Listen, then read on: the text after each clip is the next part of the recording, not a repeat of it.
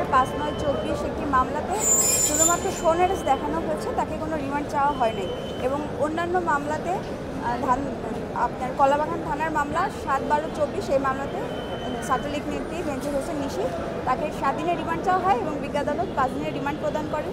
এবং পল্টন ৫/৮/২৪ এই মামলাটিতে রাশিদ খান মেনন, হাসানুল হক ইনু এবং কর্নেল ফারুক তাদেরকে ৫ দিনের করে রিমান্ড মঞ্জুর করেন।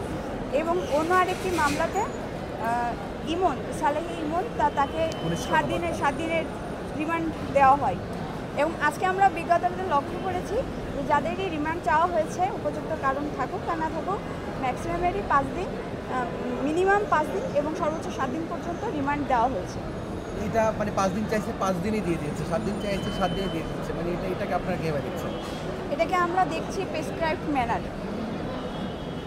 এখানে আইনের আসলে উপযুক্ত ব্যবহার করে এই রিমান্ডগুলো দেওয়া হচ্ছে না, উপযুক্ত কোনো কারণও নাই রিমান্ডে নেওয়ার মতো, তারপরে এই রিমান্ডগুলো ঢালাওভাবে দেওয়া হচ্ছে এবং সেভাবেই নেওয়া হচ্ছে। অসংখ্য ধন্যবাদ।